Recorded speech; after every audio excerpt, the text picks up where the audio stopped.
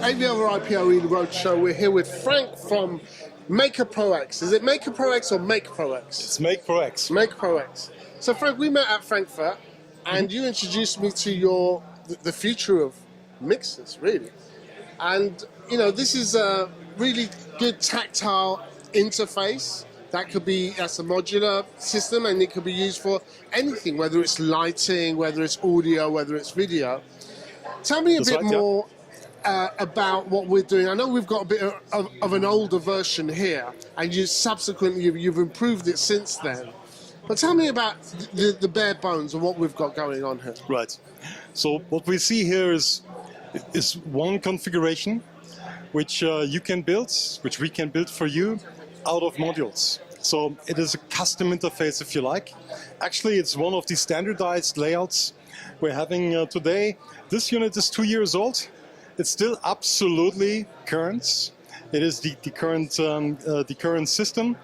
This was the initial sets of modules we started with. Today we have more modules. There are more options. We have touchscreens you can embed into your device, so it's touch and tactile. Basically, it's a generic controller, just like you said. You can use it for so many things. It is a generic hardware interface plus a software behind, which lets you, audio specialists at work, which lets you control your set of targets in your network, right? And in our workflow here, we're using it in a couple of applications, obviously for the live stream application here. And then also we're using it as a USB, we've done a USB extension over there, and we're also able to utilize the switching over here. And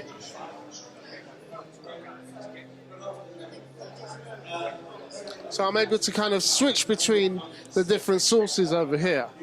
That's right. So you've been setting up 2 controllers and they are connected, right? Yeah, that's exactly right. All right. Which is an easy exercise, which is what you found like very intuitively.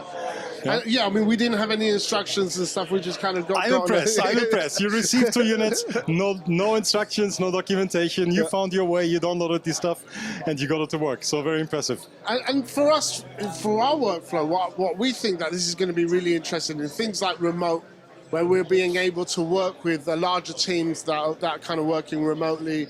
You know, in so many, and you know, like you said, the customization aspect. So I can be, if I'm let's say I'm an AV guy, one day I might be doing a houses of worship thing, another day I might be doing a lecture theatre, another day I'm doing something else in a studio somewhere. I can take these modules, I can pre-configure those modules, and I can go out on site knowing what I've got, and it's just used, and I can then have them for any application I want. I can have a customized layout. That's right. You can basically recombine your components in a very, very quick and agile way every day. You're not buying one rigid kind of a thing which does one thing and you have 10 of them and you take one. No. You may have 2, 3 multidiscipline units, and on a small gig you take 1, maybe 2. On a big gig you take a few more, and it scales. So yeah. It's a different way to approach. So I can see, like, if you're a system integrator or even a rental firm, that you set on a system, you're like, okay, this is going to be my system moving forward. And then you can just make these almost like custom layouts for yourself and going, right, this is going out on the road. Yeah. And then you've got that consistency going around with the same system that you're going to roll out. That's right. And it's all about workflow. Yeah. And the biggest achievement for event people many times is to become free on their choice of equipment on the back end. So you can use this brand of a mixer, you can use another brand of a mixer, you could use a rack core, you could use a cloud mixer if you like. So you're completely free in your backbone kind of a thing, whereas you can standardize the front end, and that's important because your operators, you cannot train them on like 10 different products, right? Very difficult. But if they are trained on one workflow, on a kind of universal operator station, and the system translates it into whatever engine you choose to use for that day, then you have a very simplified operation. And this is important these days, whereas we have fewer staff in our industry. Yeah. Right, we lost a lot of staff during COVID, and people need to be multidiscipline, and it's like their heads are ringing right today. And so we specialize in making things simple, simplifying things, being focused, and providing a uniform interface. And the other aspect that I really liked about the philosophy of your company is the way that you've approached the software development side and how you've kind of taken that notion of open source, open kind of software and getting a community of people to help you develop that software and give you that feedback. That's, to me, that speaks of a company that listens, that's willing to implement suggestions directly from the field. That's a brave move, actually. How have you found that working for yourself? It's an obvious move, Yeah. right? So Glue itself is not open source. We are behind Glue. It's a professional development. Yeah. In open source, you cannot always guarantee success. Yeah. But we had to build Glue in a very thorough and professional manner, and now we are opening it up.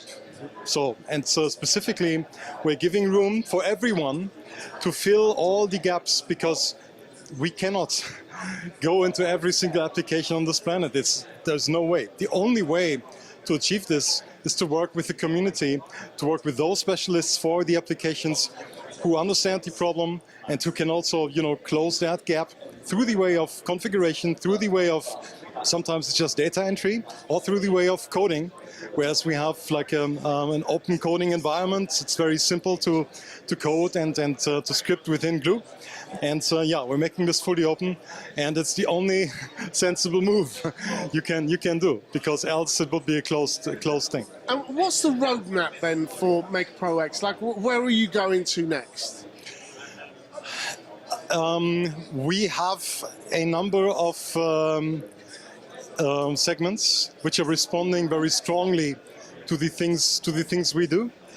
It is mostly the system we do hasn't been around so far, so we need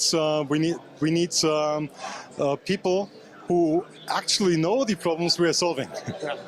But it is not mainstream time yet, whereas everyone runs out and says I need such a thing, and people are not even aware of this. Many people. So we are working in professional markets, and we are responding to people with relevant use cases. So we have great response from professional broadcasters. They need to be more agile. They need to scale more easily. They need to simplify their front ends. They all want to move to IP, and there are broadcasters just starting to consider, and there are broadcasters who are almost there yet. So there's a whole spectrum of broadcasters moving towards IP, but they all go the same direction. It's the only sensible direction. If you plan new things today, you go IP, right? You go software, Exactly. right? And these broadcasters pretty much all found that's the operational side, which is good with conventional products as we know it, right? There is a video gear, it has its interface, people can operate it. There is an audio mixer which has its interface, people can operate it.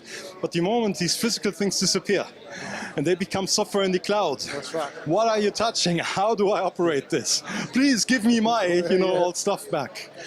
And we are basically filling that need, because it's about workflows, hardware, tactile, and touch workflows for IP systems. And of course, when they do manufacture, what you end up doing, for example, is then have one controller for your audio, another controller for the video, and another controller for your lighting, and you end up with this mishmash of all these different controllers that you're trying to use, and all you're doing is this is a tactile surface, and your solution is the best and only solution on the market to combine all of those things and provide a unified workflow. It's the only fully modular one, and it is one which is scalable into all these applications under one simplified software roof, so to say. Because if you're using 4, 5, 6 different controllers today from different vendors, they all speak different protocols. Yeah. So just putting them on the table doesn't solve a problem, it creates problems first. So you have to understand how to make ends meet, how do you tie this together?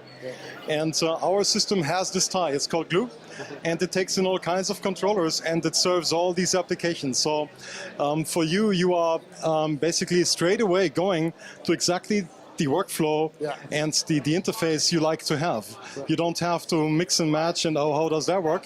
But basically with us, you make up your minds. How many do I need faders? Do I need buttons? Do I need touch? Do I need, so what do I need? You bring it into an ergonomic shape and you're done. And that's it. And you assign functionality and you have your perfect thing. And we're getting great response from broadcasters, also from events people, because broadcasters do events, event people do broadcasting. It's a spectrum again, right? So this is where the strongest response is, which we get. Well, I hope that we can play a small part in helping to get more awareness around the solutions. Thanks a ton. I really believe in your product, and I hope to be working with you some more.